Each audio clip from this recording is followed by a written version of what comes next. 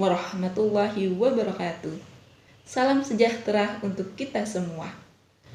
Virus corona atau Severe Acute Respiration Syndrome Coronavirus 2 atau SARS-CoV-2 adalah virus yang menyerang sistem pernapasan manusia.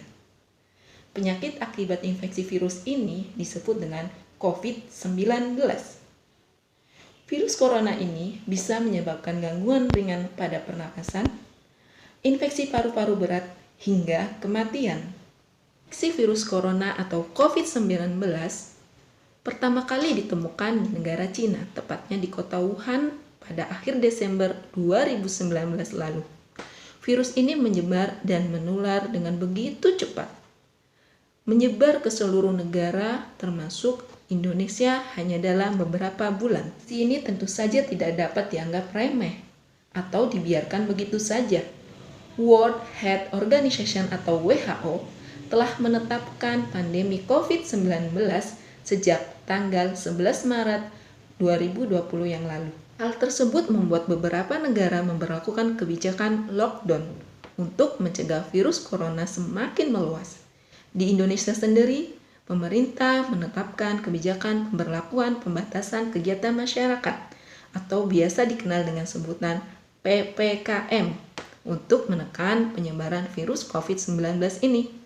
Dampak dari pandemi COVID-19 di Indonesia tidak hanya merugikan di sisi kesehatan saja.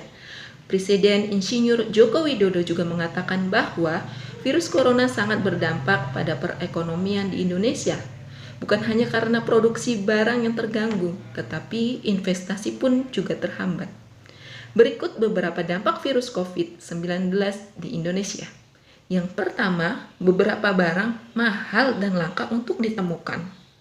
Yang kedua, jamaah Indonesia batal berangkat haji dan umroh. Kunjungan para wisatawan mancanegara di Indonesia menurun, merusak tatanan ekonomi di Indonesia, dan impor barang menjadi terhambat. Itulah beberapa dampak pandemi COVID-19 yang terjadi di Indonesia. Selain berdampak pada setiap tatanan kehidupan masyarakat di Indonesia, pandemi COVID-19 juga meningkatkan tingkat kematian akibat virus corona. Menurut data yang dirilis oleh Gugus Tugas Percepatan Penanganan COVID-19, jumlah kasus yang terkonfirmasi positif hingga pada tanggal 4 November 2021 adalah sekitar 4.246.802 orang dengan jumlah kematian 143.500 jiwa. Dari angka tersebut dapat diketahui tingkat kematian atau case fatality rate akibat COVID-19 adalah sekitar 3,4% dari penduduk Indonesia. Jika dilihat berdasarkan usia, kelompok usia lebih dari 60 tahun memiliki presentasi angka kematian yang lebih tinggi dibandingkan dengan kelompok usia lainnya. Sedangkan bila dilihat dari jenis kelamin, 52,3% penderita yang meninggal akibat COVID-19 adalah laki-laki, sedangkan 47,7% sisanya adalah perempuan. Meski jumlah kematian akibat pandemi COVID-19 tergolong tinggi, angka kesembuhan dari COVID-19 juga terus bertambah. Data terakhir menyebutkan jumlah penyintas atau orang yang pernah terinfeksi virus COVID-19 atau corona kemudian sembuh adalah sekitar 4.091.938 jiwa. Saat ini Indonesia sedang menjalankan program vaksinasi COVID-19 secara bertahap. Hingga pada tanggal 4 November 2021 lalu, sudah lebih dari 122 juta orang yang menerima vaksin dosis pertama dan 76 juta orang yang telah memperoleh vaksin dosis kedua. Vaksinasi COVID-19 bertujuan untuk membentuk kekebalan tubuh terhadap virus corona. Selain itu, vaksinasi juga bertujuan untuk membentuk kekebalan kelompok atau herd immunity.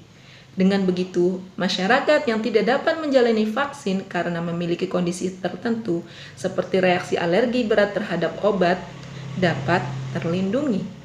dapat mencapai tujuan tersebut, vaksin COVID-19 saat ini sudah dapat diberikan kepada anak usia 6-18 tahun, ibu hamil, dan ibu menyusui.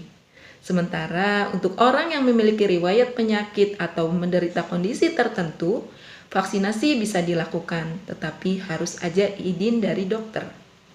Vaksinasi merupakan cara terbaik untuk mencegah COVID-19.